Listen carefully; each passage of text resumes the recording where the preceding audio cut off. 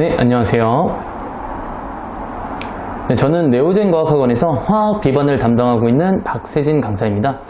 네, 지금부터 2023학년도 2학기 기말고사 덕이고등학교 화학원 내신 분석 리포트 시작해 보도록 하겠습니다.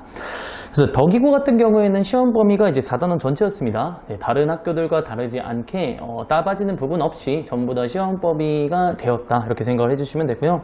시험 난이도 자체는 좀 무난한 시험이었습니다. 그래서 뭐 그렇게 어렵지도 않고 그다음에 너무 쉽지도 않은 그런 무난한 시험이었다 이렇게 말씀을 드릴 수가 있겠네요.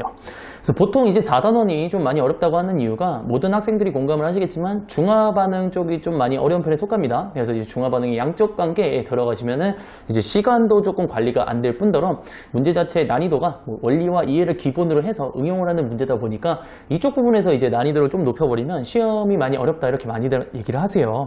근데 이제 덕이고 같은 경우에는 이제 전체적으로 초반부에는 이제 비교적으로 난이도가 상당히 낮은 문제들로 많이 배치를 해주셨습니다. 그래서 처음에는 이제 웃으면서 풀다가 중반까지는 중화반응 문제도 그냥 무난했어요. 되게 이제 뭐 쉬운 중화반응 문제들로 이렇게 구성을 해주셨는데 다만 이제 후반부에 들어섰을 때 마지막에 이제 나오는 중화반응 한 두세 문제 정도가 조금 어려운 난이도였거든요. 그래서 여기서 이제 조금 변별력을 주시지 않았나 그런 생각이 조금 듭니다. 그래서 이제 최상위권 같은 경우에서는 앞부분에서 시간을 많이 번 다음에 뒷부분에 있는 이제 뭐 정책이 바뀌어서 이렇게 얘기하면 안 되겠지만 뭐 소위 얘기해서 킬러라고 얘기하죠. 그래서 그쪽 난이도의 문제를 조금 잘 풀어내는데 시간 확보가 되었을 거고, 그다음에 일반적인 학생들 같은 경우에는 뭐 시간 확보는 어느 정도 됐지만 뒤에서 이제 조금 어려운 문제가 나오면서 여기서 좀 많이 어려웠기 때문에 그래서 일단 난이도 자체는 무난했다 이렇게 말씀드릴 수가 있겠습니다. 그래서 덕이고 시험에 일단은 정점이 어디냐라고 물어보게 되면 접점은 일단은 뒤에 있는 후반부의 중화반응 두세 문제였다 이렇게 이걸로 통해서 등급이 갈릴 수가 있다 이렇게 말씀드릴 수가 있겠네요. 그래서 덕이고의 시험 준비를 하실 때는 일단은 기본적으로 작년에 봤던 시험지를 믿으시면 안 됩니다. 그래서 덕이고도 약간 안건국어랑 비슷한 스타일인데 매해마다 난이도가 좀 급증하고 있습니다. 그래서 뭐 예전에 2년 전에 덕이고 시험지를 보시고 요런 거밖에 안 나오네 이렇게 하시면은 당연히 큰 코 다치십니다. 그래서 절대로 작년에 시험지를 맹신하시면 안 돼요. 그래서 뭐 2024학년도 학생들이 지금 요 영상을 많이 보고 있을 가능성이 큰데 이제 2024학년도에 예비 고2 얘기하는 거죠. 근데 이제 그 학생들 같은 경우에도 올해 시험지보다도 당연히 더 어렵게 낼 수 있습니다. 왜냐면 이제 경향성을 계속해서 쭈고 있기 때문에 보게 되면 그런 식으로 예측이 가능한데, 그래서 일단은 여러분들 준비하실 때는 그냥 덕이고등학교 시험 문제가 나온다 이렇게 생각하시면 안 되고 중간 난이도의 고3 기출문제 정도는 여러분들이 완벽하게 대비를 해주셔야 돼요.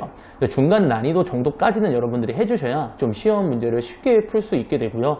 그 다음에 기본적으로 뭐 중화반응이든 그 다음에 뭐 pH든 이런 부분들은 다 기본기가 있어야 우리가 응용하면서 상위권으로 나아갈 수 있는 발판이 되기 때문에 절대로 포기하시지 마시고 중간 난이도까지는 어떻게든 대비하신다 이렇게 좀 생각을 해주시면 됩니다. 그리고 덕이고등학교의 좀 경향성이 수능 특강 있죠. 올해 수능 특강 문제들을 조금씩 내는 경향성을 좀 보이세요. 그래서 뭐 문제를 좀 바꾸시긴 하지만 물론 이제 수능 특강에서 출제했던 의도의 문제를 그대로 내는 경우도 있기도 하고, 그 다음에 그 의도를 쓴 게 아니라 그냥 그림만 본떠서 가져오는 경우도 있었는데 뭐가 됐든지 간에 수능 특강도 한번 2점짜리, 3점짜리까지는 요구하지 않지만 2점짜리 정도의 문제들도 한번 둘러보시면 거기에 썼던 그림이 눈에 익혀 있다면 아무래도 시험을 볼 때 그 그림을 보게 되시면 좀 그래도 되게 당황스럽지 않고 편안한 마음으로 시험을 볼 수 있지 않을까 그렇게 조금 생각이 듭니다. 그래서 일단은 제가 말씀드릴 수 있는 거는 일단 4단원 자체가 어려운 단원은 맞지만 일단은 최대한 포기하지 않고 기본기 이적부터 천천히 하나씩 해나가면서 나중에 이제 최상위권을 노리면서 좀 진행을 하면 되겠다 이렇게 말씀을 드릴 수가 있겠습니다. 네, 제가 추가적으로 말씀드리고 싶은 거는 이제 보통 이제 4단원에서 시간관리 이렇게 말씀을 계속해서 드리는데 4단원에서 시간관리라고 하는 거에 대해서 조금 자세하게 설명을 드리려고 해요. 그래서 저희가 4단원 문제가 아무래도 계산하는 문제가 많다 보니까 당연히 압니다. 이제 시험을 보다 보면 막히는 부분이 조금 있습니다. 그날 뭐 컨디션에 따라서든 어떻든지 간에 분명히 막히는 부분이 한 번씩 존재를 할 텐데 난이도가 어렵든지 간에 그렇게 되면 당연히 열심히 공부한 친구들, 여러분들이 당연히 시간을 많이 주게 되면 풀 수 있는 거는 믿고 있습니다. 당연히 뭐 2시간 정도 시간을 주면 당연히 풀어낼 수는 있는데 저희가 제한된 시간 안에서 이 문제를 풀다 보면 자기가 막혔던 문제에 시간 투자를 더 많이 하게 되면 상대적으로 뒤에 있는 문제를 못 봐서 찍어버리는 경우가 발생을 해요. 그러면 이제 시험을 망쳤다라고 소위 얘기를 하는 거죠. 그래서 시간 관리를 하실 때는 일단은 안 풀리는 문제가 있습니다. 그러면은 미련을 버리세요. 미련을 버리시고 일단 그 문제는 두시면 우리 뇌는 무의식적으로 그 문제를 푼단 말입니다. 그래서 일단 두시고 다른 문제를 푼 다음에 다시 넘어오시게 되시면 아마 조금 더 쉽게 좀 풀릴 수 있는 상황이 발생을 할 수가 있고요. 물론 이제 시간 안에 못 풀었다 이렇게 말씀을 하시면은 그건 이제 냉정하게 말씀드리면 어쩔 수 없는 거죠. 이제 뭐 본인의 공부가 조금 부족했다 이렇게 말씀드리면 좀 가슴이 아프긴 합니다만, 본인의 공부가 부족했든 아니면 그냥 컨디션이 안 좋았든 어쨌든 그 문제는 시간 안에 풀 수 없었던 문제입니다. 그러면 그냥 깔끔하게 미련을 버리시고 다른 문제들을 더 많이 맞춰야겠다 이렇게 해주셔야지 점수 선방에는 훨씬 더 유리하지 않을까 그렇게 생각이 듭니다.